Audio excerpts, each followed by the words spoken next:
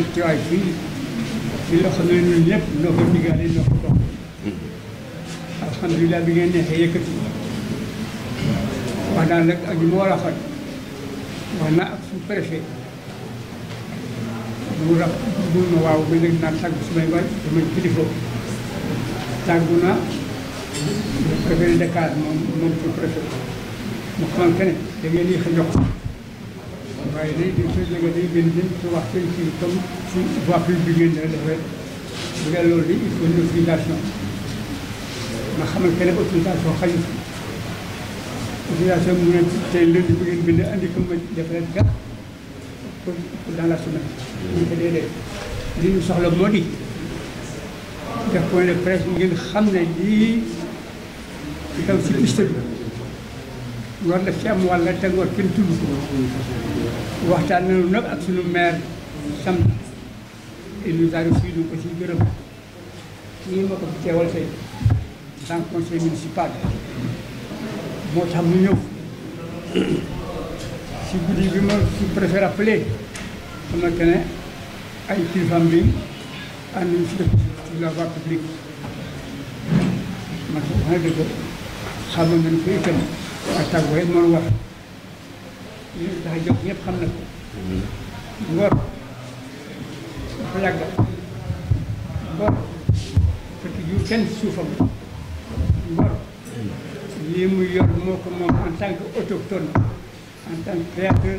du site kon nag feeñ nañoo laaj déggu nañu ay rumeur doyul ci seeti suñu maire moom tamit ne ah xam nga fi lu yàqu waaye ce qui est sûr mardi daal nit ki mardi ëllëg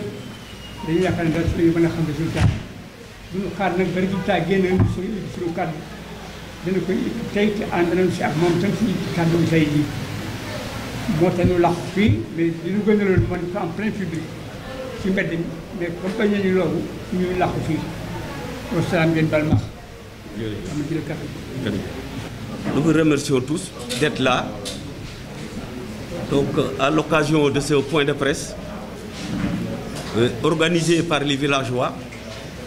les habitants du village de Ngor, pour exprimer leur colère par rapport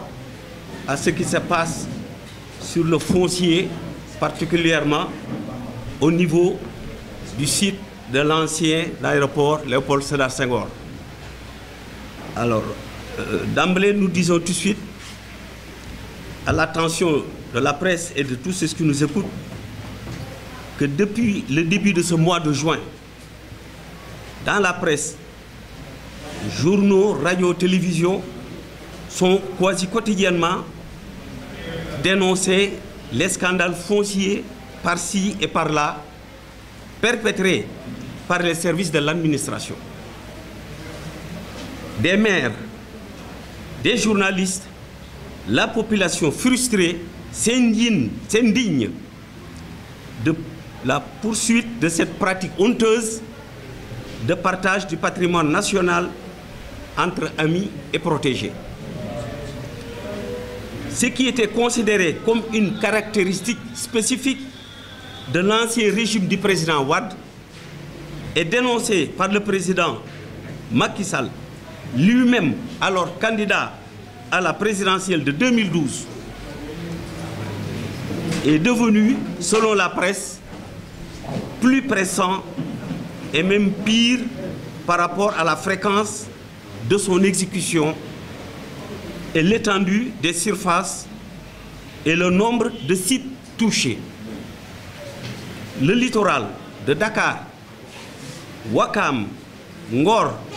Yoff,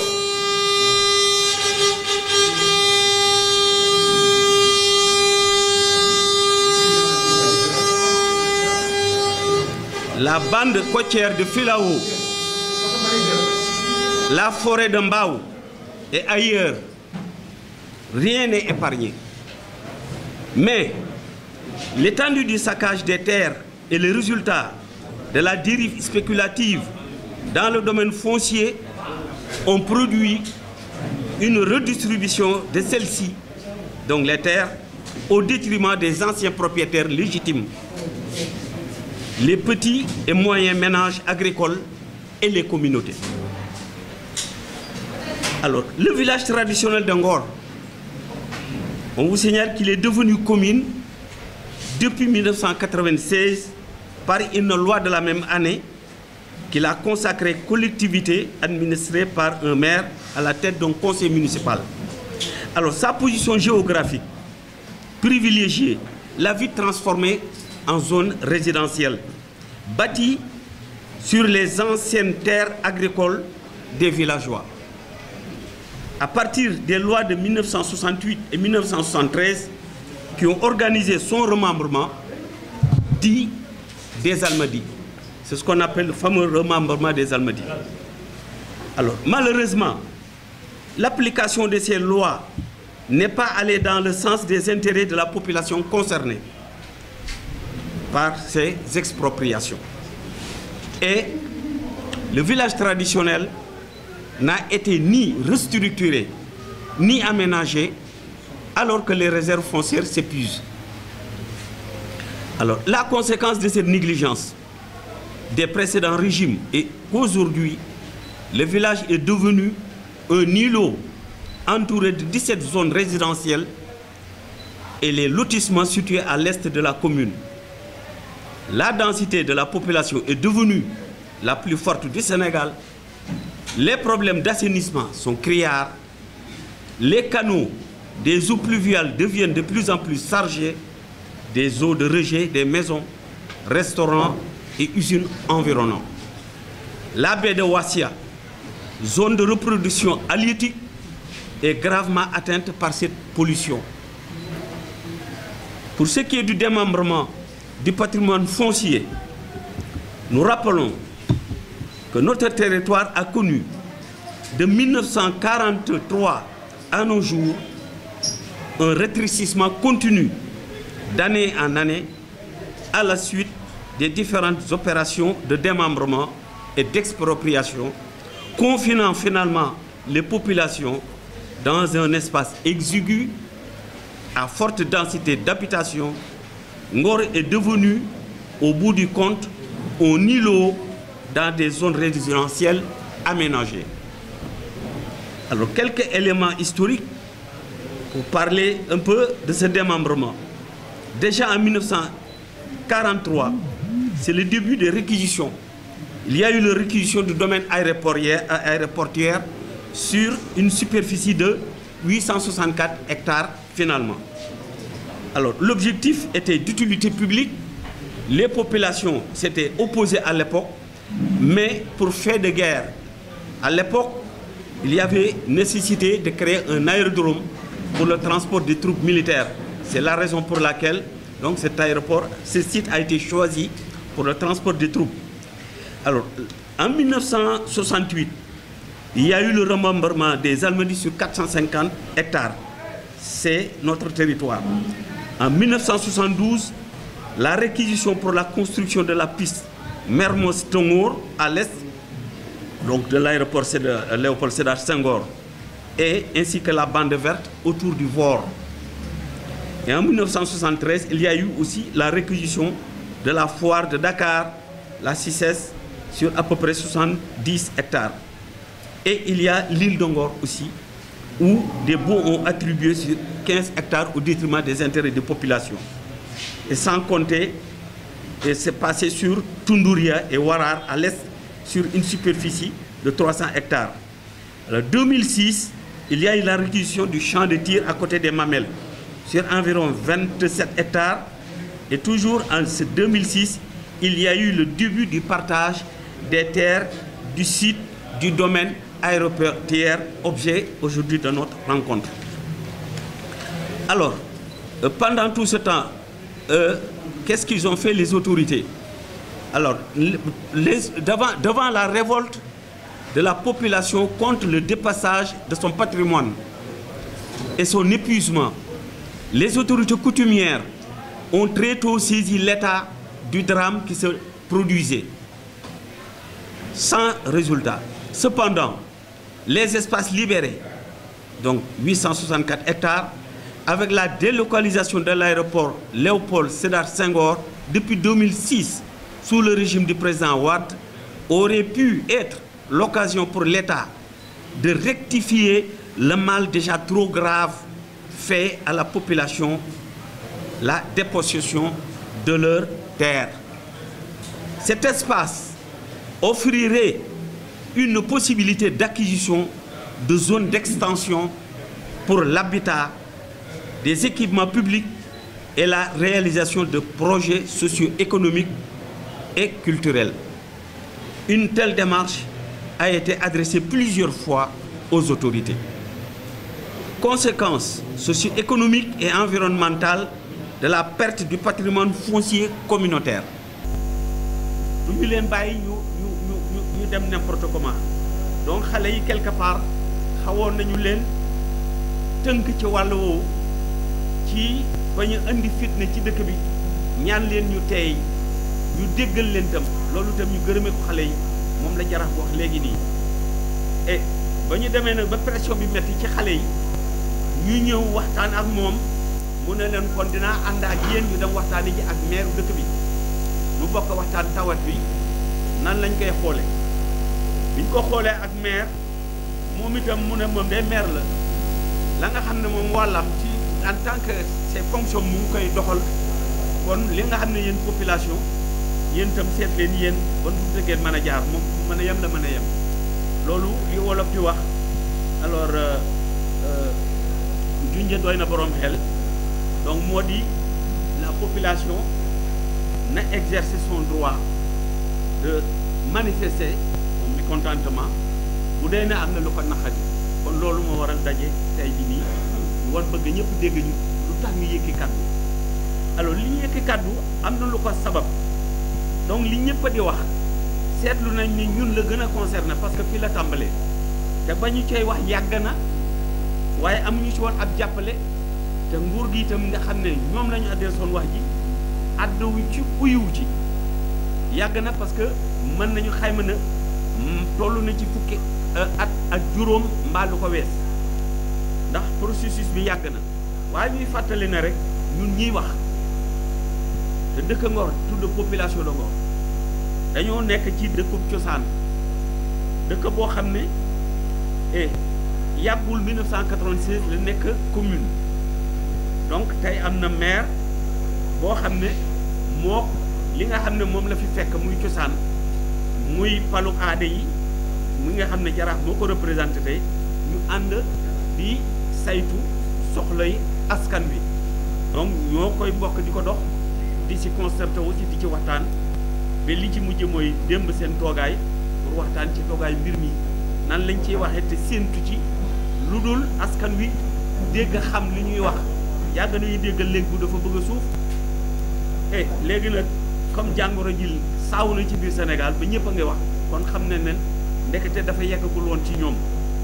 léegi nag nous parlons tous le même langage am yàqa ngi ci dëkk bi moo xam ne daal ëpp na dayoo te arrêté ko jot na donc population bi wax ak yéen donc muy population de Ngor donc dañoo nekk ñoo xam ne nii seetlu nañu ne remembrement Almadies fii la jëkk a amee ndax bi ñuy def la loi sur le domaine national 1964 bi nga xamante ne ñëpp xamoon na lu ko tax a jox moo doon yemale Sénégal yëpp ci wàllu suuf mu bañ a indi coow ñëpp àndoon na ci lébu yi ñoo ci jiitu woon ànd ca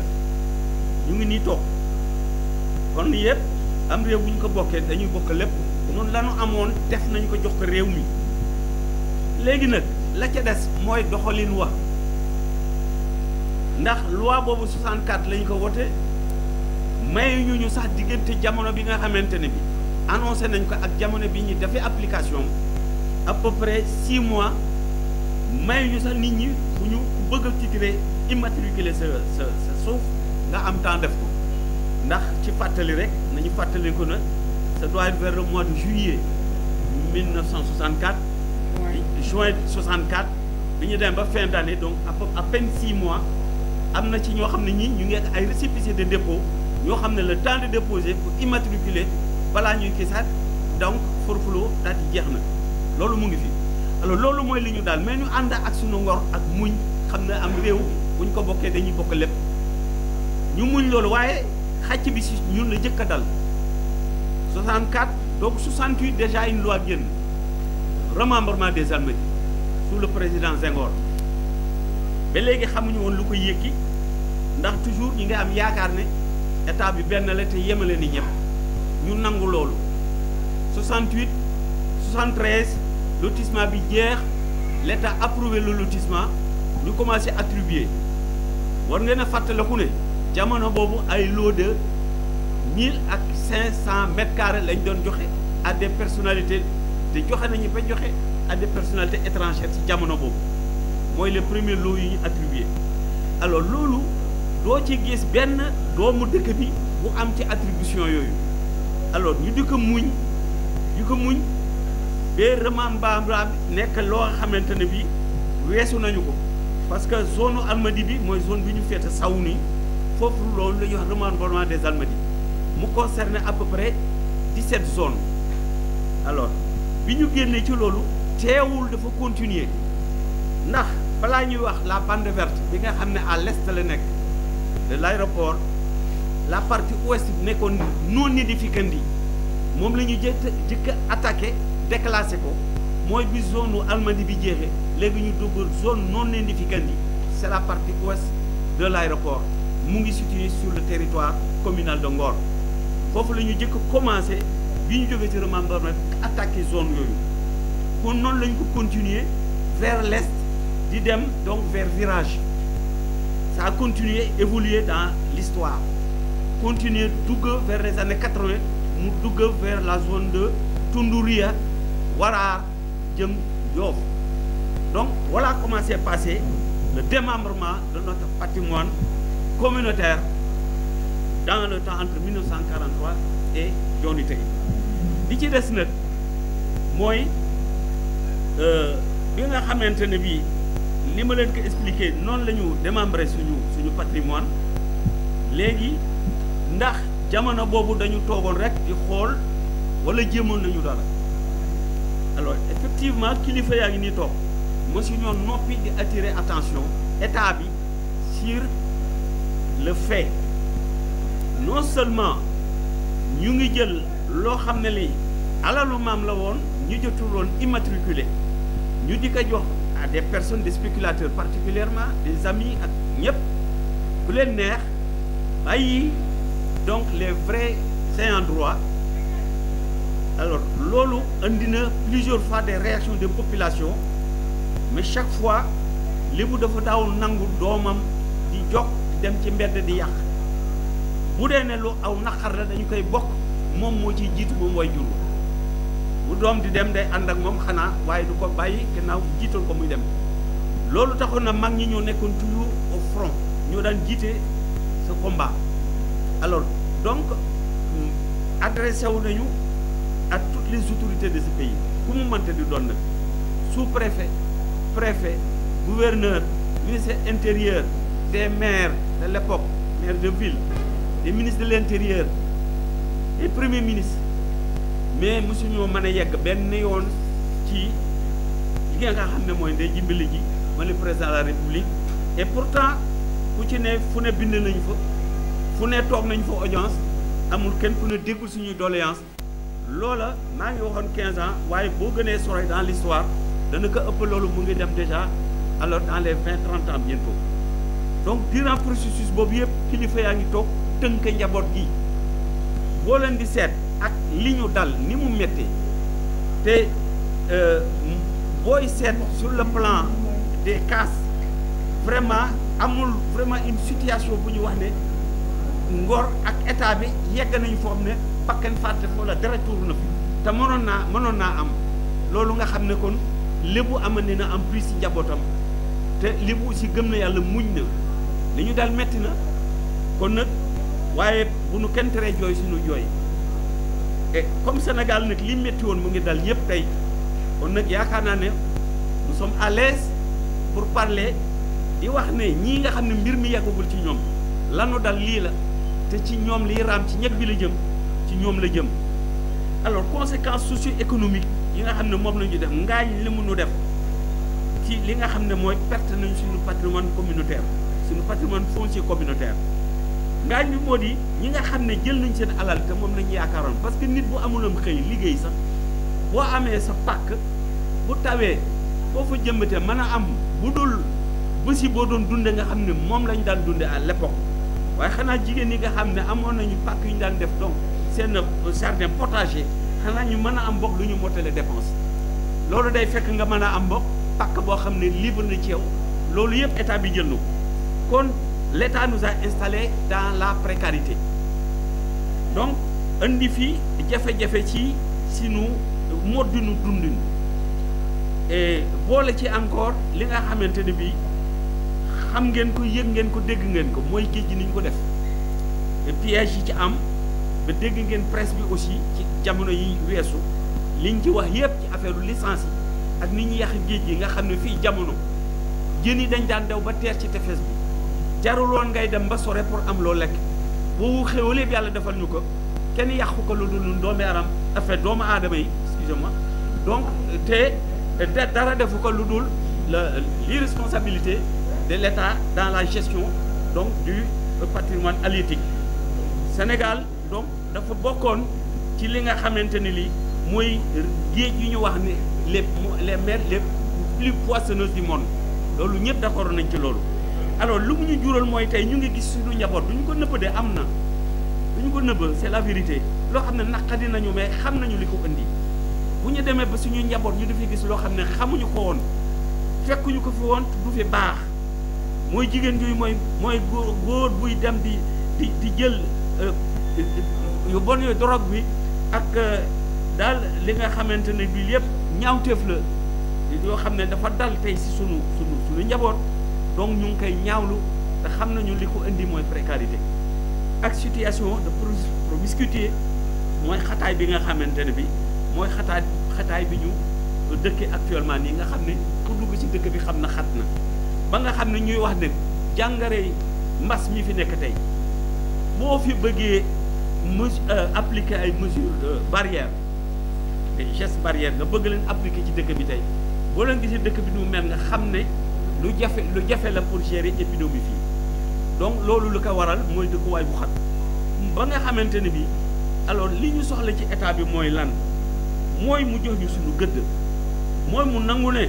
nun ay sénégalais lañu ay citoyens lañu ñu dëkk Ngor te am nañu ay droit ci dëkk bi donc bu ñuy wax ak ñoom booba ba léegi te kenn mënuñoo uyu ci ñoom alors loolu dafa mel ni joxuñu suñu gëdd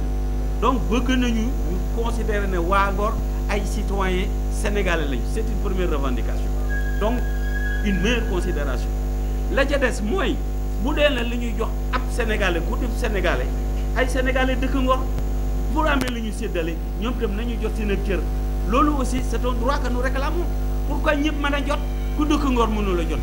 loolu aussi doy na waar alors mu wax ne aussi am nañu droit si dëkkin wu sell donc le droit à l'habitat am nañu ci droit donc état bu jëlee suñu alal yëpp dugal ko ci en tout cas awale fu ñu ko awale donc war na aussi gestu am na loo xam ne ci responsabilité am la ci aménager suñu dëkkuwaay donc nous sommes mal lotis suñu dëkkuwaay jagul alors ñu ngi ñaan aussi ñu may nu le droit de jouir de notre patrimoine foncier communautaire li maam moomoon ñu bokk ak réew mi nangu ko bokk ak réew mi buñ ci jox waa réew mi nañ ñu ci jox ñun tëb mënuñoo comprendre nu di ñu ci xañ ignorer ñu totalement loolu mooy fondamentalement li nga xam ne mooy sunu revendication li nga xam ne moom la ñuy ñaan état bi di ñaan donc sunuy concitoyens yëpp nga xam ne ñoo bokk dëkk Ngor ñu ngi leen di gërëm di leen sant ci ñëw bi ngeen ñëw fii ak dal ak teggin parce que xam naa ne mere ngi fi waaye fonk kilifa ak naab leen balaa ñuy ñëw fii que ñu déggal leen moo tax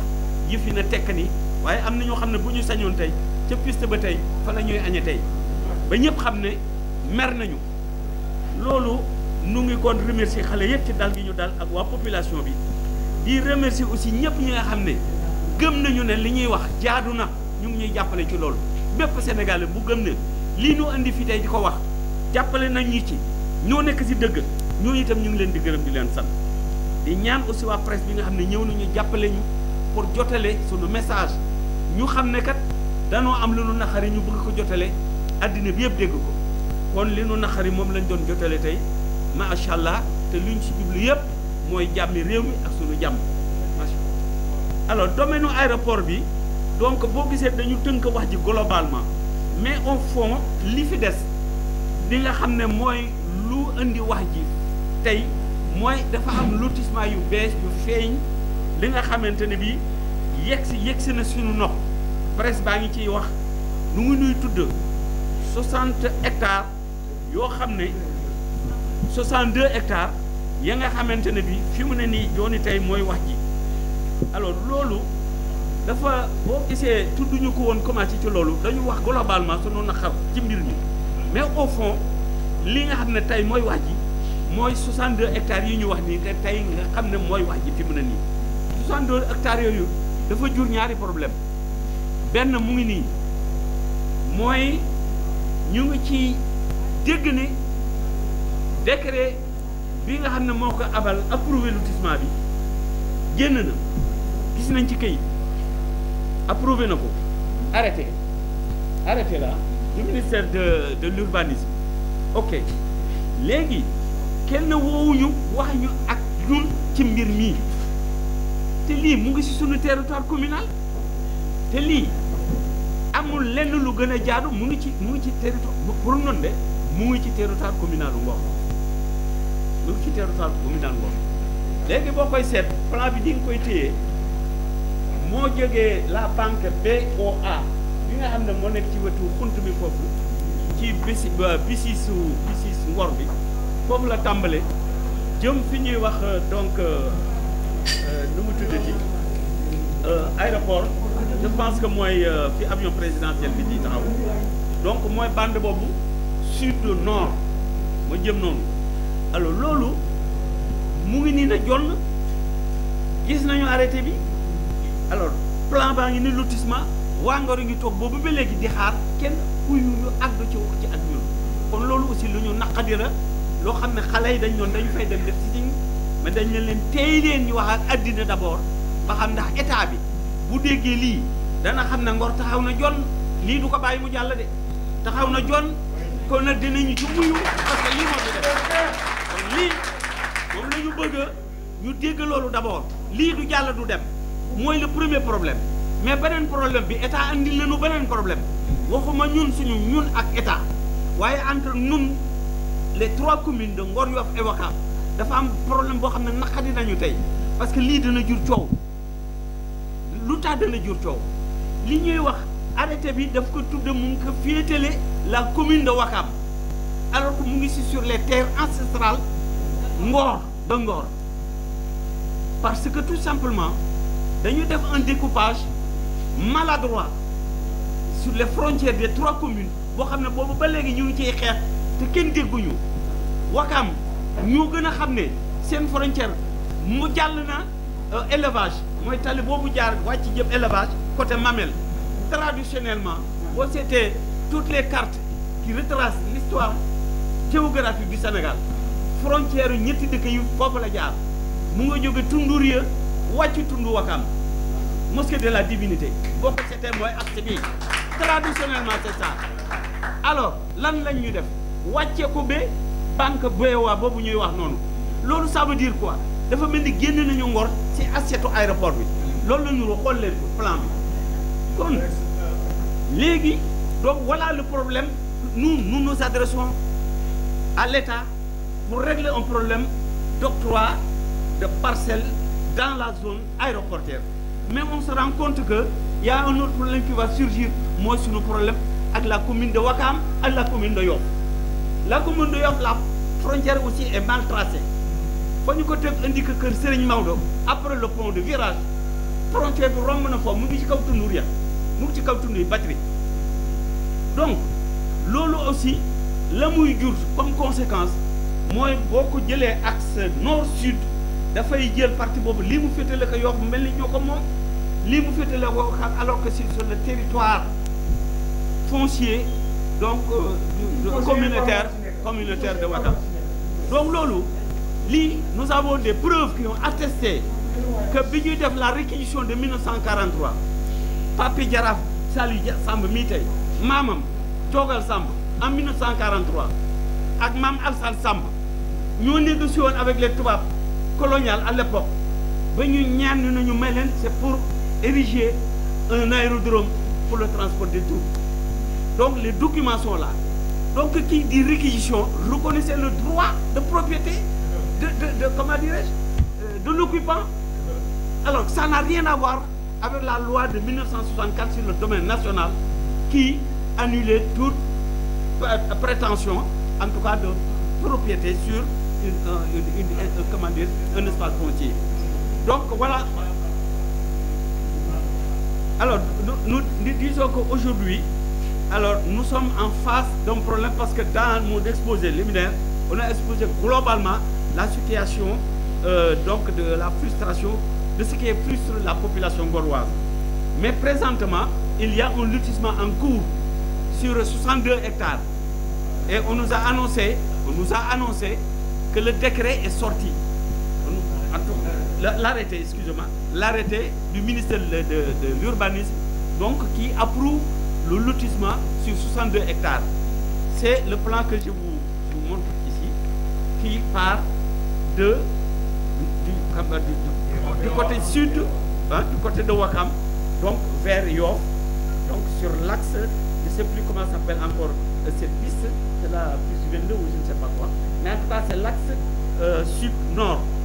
qui est là. Alors, jusqu'à présent,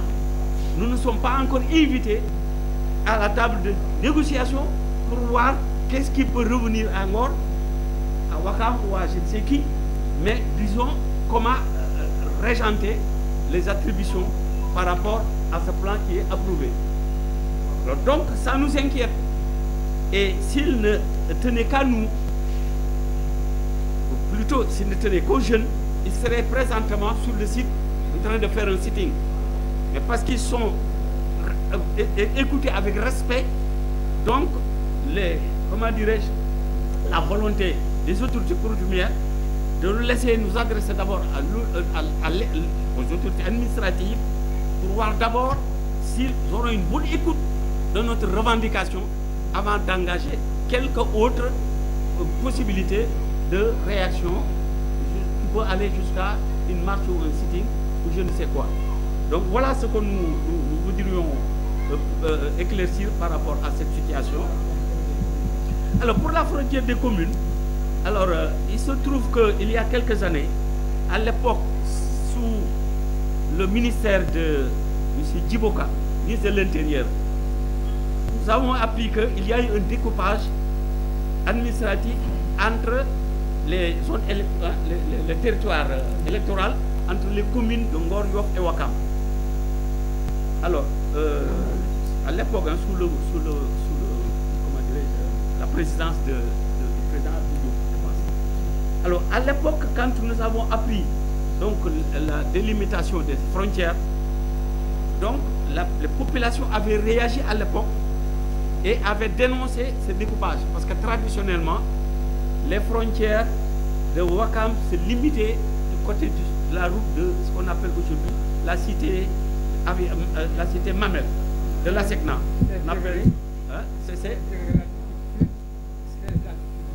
Voilà, donc il nous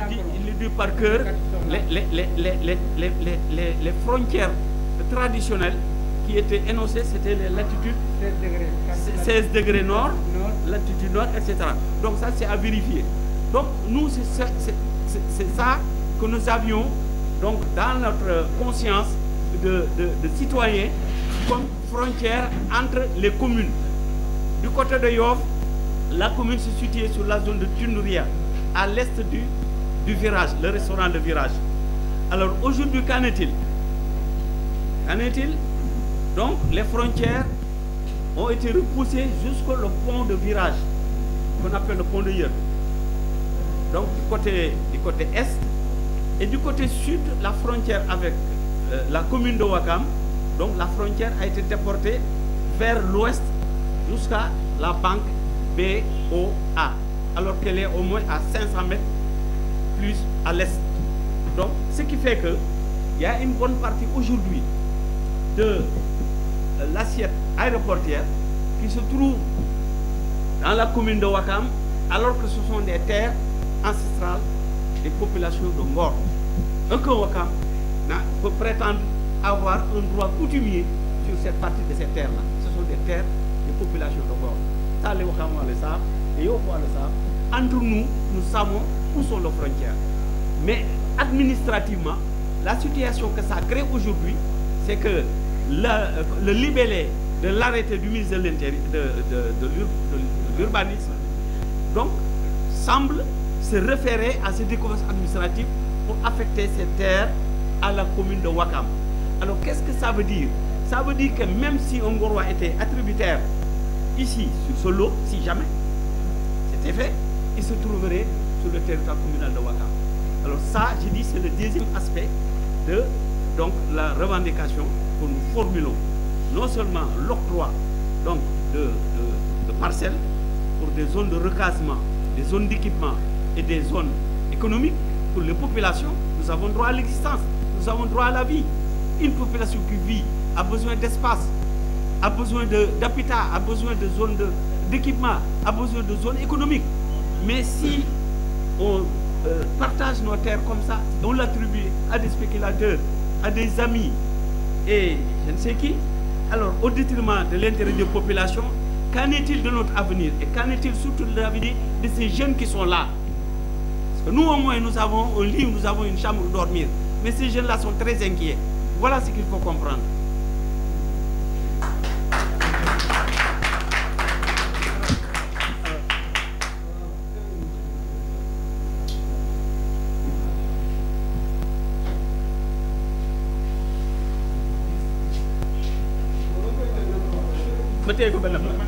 Non,